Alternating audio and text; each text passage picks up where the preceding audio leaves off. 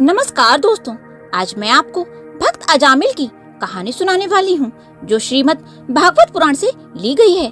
अगर आपको ये कहानी पसंद आए तो नीचे कमेंट बॉक्स में जय श्री कृष्णा अवश्य लिखें। तो आइए सुनते हैं ये कहानी। कन्नौज शहर में एक ब्राह्मण रहता था। उसका नाम अजामिल था। अजामिल में श्रेष्ठ ब्राह्मण के सारे गुण मौजूद थे। वो बहुत ही ज्यादा शास्त्रज्ञ, शील और सद्गुणों वाला व्यक्ति था।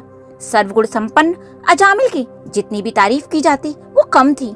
उसने संत महात्माओं और गुरुओं की पूरे दिल से सेवा की थी। एक बार वो फल फूल लेने के लिए वन में गया। वन से वापस लौटते समय रास्ते में उसने एक व्यक्ति और एक औरत को देखा। वो दोनों मदिरा पान कर रहे थे और दोनों एक दूसरे के साथ वासना में लिप्त थे। दरअसल वो एक वैश्या थी। यह सब देखकर अजामिल का मन भी भ्रमित हो गया। पूजा पाठ से उसका मन उठ गया। अब हर पल वो उस वैश्या के ख्वाबों में खोया रहता। उस वैश्या के लिए उसने अपनी कुलीन और विवाहित पत्नी का परित्याग कर दिया और उस वैश्या के साथ ही रहने लगा। इतना ही नहीं, उसने अपने माता पिता को भी छोड़ दिया। उसने उस वैश्या के लिए पिता की सारी संपत्ति बेच दी। उस वैश्या को खुश करने के लिए वह सुंदर सुंदर वस्त्र व आभूषण लेकर आता। उसके साथ रहते रहते वह सारे बुरे कर्म करने लगा। उसकी इच्छाओं को पूरा करने के लिए चोरी करता, जुआ खेलता, यहाँ तक कि लोगों को लूटने का भी काम करने लगा।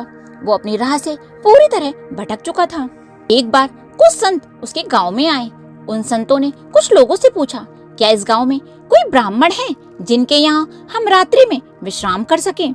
इस पर गांव वालों ने उनका मजाक बनाते हुए कहा, हमारे गांव में एक ही श्रेष्ठ ब्राह्मण है, उसका नाम अजामिल है। वो भगवान का इतना बड़ा भक्त है कि वो गांव के अंदर नहीं, गांव के बाहर ही रहता है। गांव वालों के कहे अनुसार सभी संत अजामिल के घर पहुंचे और उसका दरवाजा खटखटाया। जैसे ही अजामिल ने दरवाजा खोला तो उसे संतों के दर्शन हुए, जिससे उसे अपने पुराने सत्कर्म याद आ गए। एक संत ने कहा, अजामिल, रात बहुत हो गई है, इसलिए अगर आपको कोई परेशानी ना हो तो हमारे लिए भोजन और सोने का प्रबंध कर दीजिए। अजामिल ने खुशी खुशी भोजन का प्रबंध किया और संतों को भरपेट भोजन करवाया। जब सोने का वक्त हुआ तो अजामिल ने उनसे सोने के लिए कहा। तब सभी संत बोले, अजामिल, हम प्रतिदिन सोने के पहले भगवान का नाम लेकर कीर्तन भजन करते हैं। ऐसा कहकर संतों ने कीर्तन करना प्रारंभ किया। उस कीर्तन में अजामिल भी शामिल हुआ। पूरी रात भजन कीर्तन चलता रहा। इस दौरान अजामिल की आंखों से आंसुओं की धार बहती रही। पूरी रात भगवान के नाम का जप चलता रहा। जब सुबह हुई तो संतों ने उससे विदा लेने की बात कही। तब अजामिल बोला, हे महात्माओं, मुझे माफ कर दीजिए, मैं कोई भक्त वक्त नहीं हूँ, बल्कि मैं तो एक बहुत बड़ा पापी हूँ। मैं तो एक वैश्या के साथ रहता हूँ। मेरे बुरे कर्मों की वजह से मुझे गांव से भी बाहर निकाल दिया गया है। मैं आप सबकी सेवा करना चाहता था, इसीलिए आप सभी को भोजन करवाया। अजामिल की बात सुनकर सभी संत बोले, अगर तुमने कल ही हमें ये बात बताई होती तो हम यहाँ रुकते ही नहीं।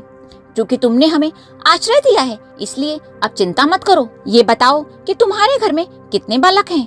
अजामिल बोला, महाराज, मेरे घर में 9 बच्चे हैं और एक माँ के गर्भ में हैं। उसमें से एक संत बोला, अजामिल, इस बार तुम्हें संत के रूप में पुत्र की प्राप्ति होगी। तुम अपने उस पुत्र का नाम नारायण रखना। जाओ, तुम्हारा कल्याण हो जाएगा। कुछ महीनों के बाद अजामिल को एक पुत्र हुआ। उसने उसका नाम नारायण रखा। अब हर वक्त अजामिल नारायण के नाम को पुकारता रहता। अजामिल को अपने उस पुत्र से बहुत अधिक प्रेम था, जिसकी वजह से वो बार बार उसका नाम लेता रहता। इस तरह से उसकी जिंदगी के 88 वर्ष बीत गए, लेकिन अजामिल को इस बात का बिल्कुल भी बोध नहीं था। वो तो अपने पुत्र नारायण के प्रेम में लिप्त रहता।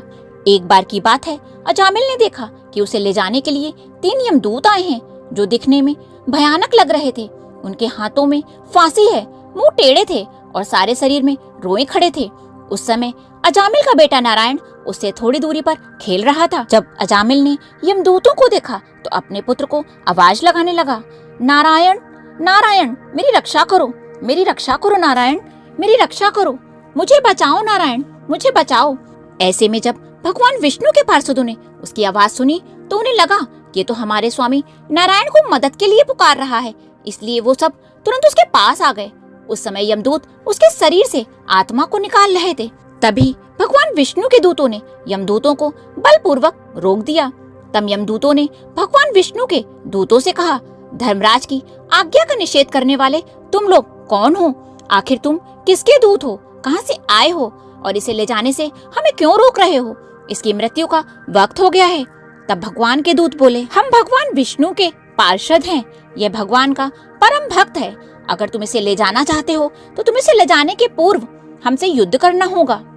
तब यमदूतों और दूतों के बीच युद्ध होने लगा, जिससे यमदूतों को हार मानकर बिना अजामिल को लिए वापस यमलोक लौटना पड़ा।